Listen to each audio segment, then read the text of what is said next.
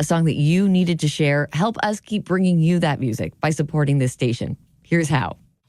And it's really quite simple, Raina. All you have to do is go to krvs.org and hit that red donate button. And we've been having Adam Long sit alongside our general manager, Cheryl Duvall. And now we've got two of the students that help run our entirely student-run radio stations on our HD2 sub-channel in the studio. So let's go over there right now. That's right. DJ Noah Faust has joined us in the talk studio at KRVS with Adam Long. Both of you are, well, in the short history of Campus FM, you're old heads now. Yes. Each of you programs, shows, multiple shows on the student radio station here. Noah, tell me a little bit more about your programs on Campus FM. Well, I have a show on Wednesday night, and got a show on Friday afternoon, which I'm bringing back this week. Okay. So for Wednesday nights, I do this little show called the Turn Up Mix from Wednesday night, 7 to 9, and I'm throwing it down on the ones and twos, cutting, scratching, all that good stuff. And then on Fridays, 2 to 3 p.m., I do a show called the Southern Soul Swing Out. And I play all the Southern Soul, blues, R&B, a little bit of Zydeco. Mm-hmm. Yeah, they're both pretty good shows that I came up with. And yeah, and people love listening to my shows too. Yeah. I remember some time back, I asked Chris, our overseer of Campus FM. He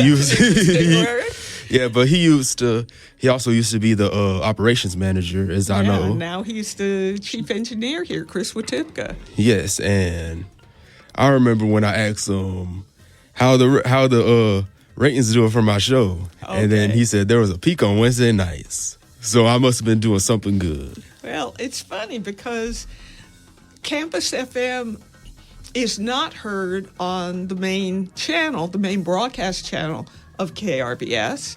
It is its own separate audio stream, and you all have just kind of run with it. What purpose do you think it serves? Why is it important for y'all to have your own means of communicating to the community at UL Lafayette? Well, it certainly is a way for us to gain experience, considering that I personally wish to go into commercial radio. And I think if I were to get myself some sort of a brand name here, if I could make an identity for myself, I could go somewhere with it. And genuinely, I do have a lot of fun producing my programs. Mm-hmm. And so it's a very good creative vessel that we have here at Campus FM, that anyone could come in and produce. And you don't have to be a broadcast or mass comm major to do that. Yeah, I mean, I'm a mass comm broadcasting major, but they got some people that came into Campus FM. Some of them, we got a couple of history majors, I think, some English majors, theater majors, and at Campus FM, you don't even have to be a DJ. We got a few people that don't have shows, but they do tremendous work with Campus FM. I want to give a shout out to our friend Emma. She does a lot of the events, Hodgepodge coming up.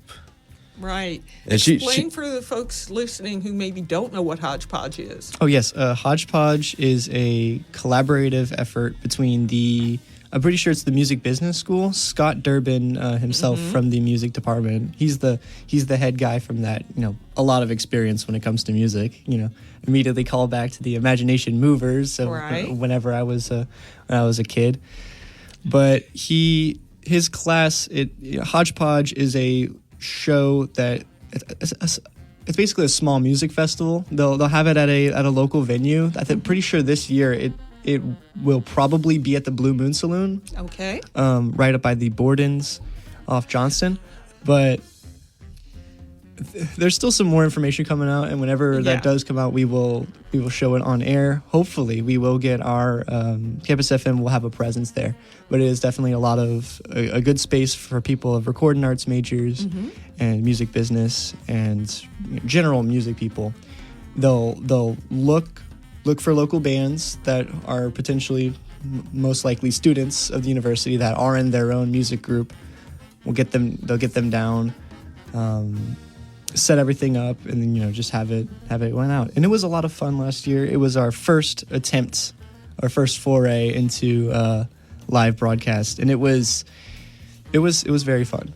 It was a very fun time. And you've taken it from there to the student, the trad music student showcases, and all kinds of other events. We were talking earlier about move-in day.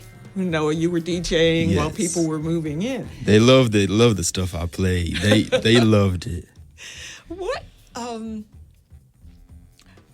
What does being involved with Campus FM do for you? And have either of you heard any feedback other than yes, peak on Wednesdays? I know. Do you hear directly from students about what they get from Campus FM?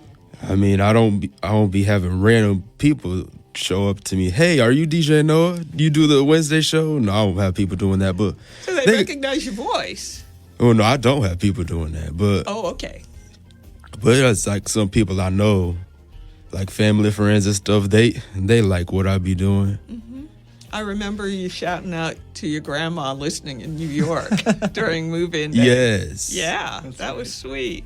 What about you, Adam? There certainly is a degree of anonymity. I mean, people walking around the street, they'll look at me and they don't think that I do a radio show. Understood. But we have gotten requests. I've gotten messages from people around campus, whether it be like different organizations. I think Student Government Association, they really liked our presence at the debates that they had. And we hope to get some good reception from local organizations. I mean, any organization can send in their requests to get us, to get an announcement out on air, and we do that. It's a very good way for us to keep things out. I believe there's a link on our Instagram page at UL Campus FM where an organization can submit an announcement that they want us to put out. And without Campus FM,